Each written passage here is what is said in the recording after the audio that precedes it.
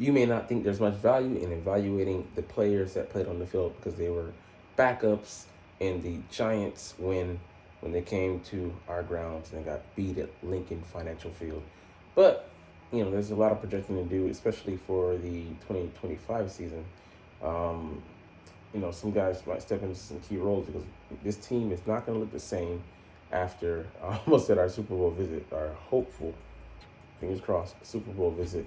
Um, but each year, teams lose like what about 30% of their roster because of turnover. You can't keep guys contracts, retirements, injuries. Just certain things that fall into place. Like Sidney Brown, for example. This time of year, he was going on IR because he injured himself, and it affected his development this year, and potentially the trust that they had in him, his deployment, because he was like the fifth safety. He is the fifth safety on the roster right now. And potentially them going out and signing a key free agent like C.J. Gardner-Johnson in free agency because the guy that you drafted in the third round who was starting to come on as of late in the Cardinals' victory. I mean, the Cardinals already lost, that he returned a pick like I think 99 yards for a touchdown. It delays that development and it causes you to have to make moves. So, anyways, we're gonna look at these guys. This guy here needs no introduction, but he got some work because he was rusty and he needed it. Anyways, let's get to it. What's up? It's your boy Cintron. Come back at you with another analysis video. And kid you not, that's my real name. Game ball, 3 stars, and snap count. We're gonna ignore those because we always focus on the latter, not the former. Analysis: Week 18, Eagles versus Giants. What stood out from the Eagles' regular season finale against the New York Giants? We beat them with our second stringers, which is crazy. I mean, look at this list of guys that didn't play. Starter, 1, 2, 3, 4, 5, 6, 7, 8, 9. 9 on the offense. Who are we missing? 2 guys. Okay, Dallas Goedert started, and then who else started on offense? I could not tell you. Anyways, Nolan Smith, Josh Sweat, Jalen Carter, Milton Williams, and Jordan Davis both started, so that's 2. That's 1. Jacoby Dean, Zach Bond, Darius Slay, Quinton Mitchell, Cooper DeJean, choose that. Chauncey Gardner-Johnson, CJGJ, and Reed Blankenship. That's crazy that amount of starters missed the game and we still came out and got the dub. Anyways, let's go to the first guy, Tanner McKee. Look at the numbers, man. A lot of passes, and he got little support from the run game, but 27 to 41, 269, 2 TDs, and most important, no interceptions. So he could have had 2 to 3 with the throws. I would say 2. It should have been picked. One got knocked down by his teammate. I would say 3, and then 2 just defenders, they would have been a tough catch, but they dropped him. And look around the league, comparatively speaking, he had the best rate, same numbers by this guy here, but a lot cleaner game played. I mean, Jimmy Garoppolo, he's a vested veteran, so I mean, he's an up-and-coming talent and third-year player out of Stanford. Hopefully we don't trade him next year. I would like for him to be our number 2, and I think he should be. He's earned it, and he came out and played like it. So it's not just giving it to him, giving him the job. I almost said patricide. What the hell? Nepotism. He came out and earned it. So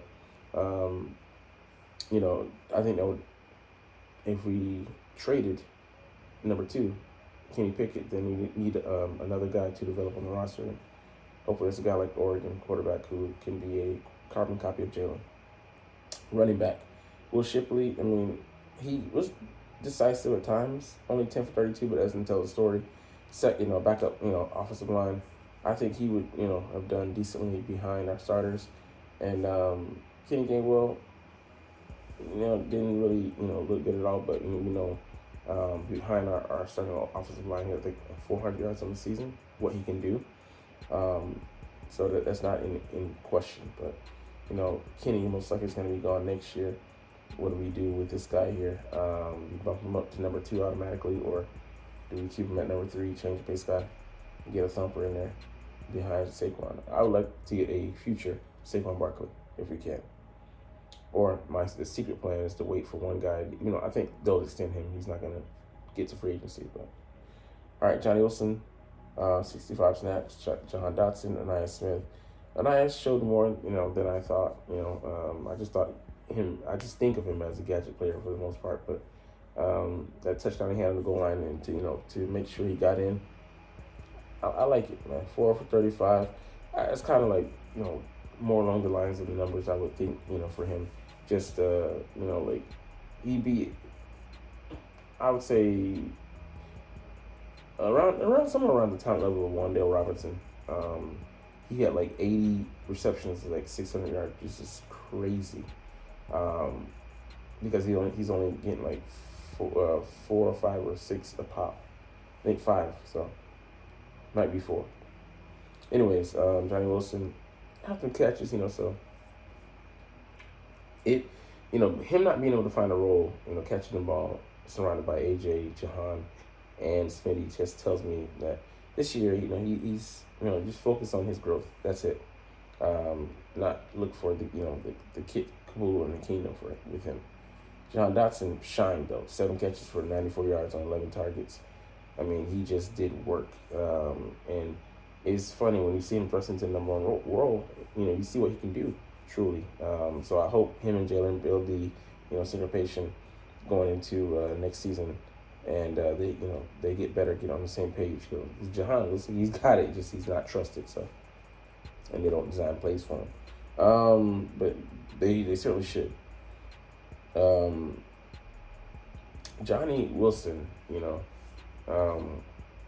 I like that he has been used some, and Jalen trusts him a bit, seemingly more than maybe Jahan, just because he was there from training camp on. So really in off-season workouts, and they got a lot of work in. So Jalen maybe knows him kind of, so that makes a huge difference.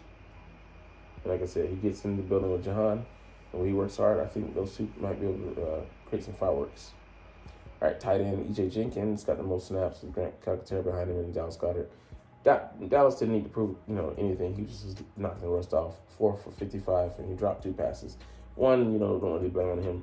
Blame him for it's just a really difficult catch on the run, and the other one he flat out just dropped that. But I'll take it. EJ getting his first score on his first pass reception, nice. Then Grant, he did a couple good things, but he plays better with Jalen. They have that mind meld. All right, the starting offensive line: Fred Johnson at left tackle, Tyler Steen and Trevor Keegan, Nick Gates, Jack Driscoll, and Darian Kennard. The guys look mostly overwhelmed. Maybe they're facing starters, and it's just tough for them. But Fred Johnson didn't look as good as he does with the starting unit, but that's just them buoying him. Tyler Steen, he looked decent to me, so he's a player. I definitely like him. He could be a reason that we don't keep Mekhi Becton, because we're banking on that 3rd round pick, and it's a lot cheaper. Nick Gates, he was up and down for me because he had like 2 or 3, I think, high snaps. Jack Driscoll just, 8 utility piece, was playing tackle mostly last year, now he's back to playing on the interior. I think that, is a good position for him because he struggles a little bit on the edge. He needs a lot of help, but, it is what it is. All right, edge defenders, Bryce Huff. Got a lot of snaps, but, just not out there with starters, but I don't think he got, even close to a sack, but it is what it is, I think he complements, the guys that we have out there on the starting unit. Let's see. Charles Davis. Sure, he's a good, backup. Can come out there and, do a little bit of, I think, everything, but, as far as being relied on, we have other guys. And Alex Hunt didn't get that many snaps, which is, really shows how important he has become to the rotation. ahead of Bryce Huff, because he got playing time in his stead when he was out with that wrist injury. All right, Moro Jomo, Thomas Booker, Jordan Davis, Monty Williams. I mean, obviously, bottom two need no introduction. Jordan Davis has played much better this year. I think we're going to offer him a contract extension when his time comes, because he's such a unique player. Stuff to run and has a unique body type and has supreme athleticism. Milton Williams, I think we might offer him, but he's going to get some much better offers, but that's just out of our control, because he just played himself out of it in Philadelphia pretty much. Moro Jomo, a very solid player, and happy to have him as our 4-5. Thomas Booker, likewise. I mean, he's a cut below Moro Jomo, but our D tackle room is just great. I mean, I was so concerned about the interior. Nothing to worry about, man. Funny how things work out.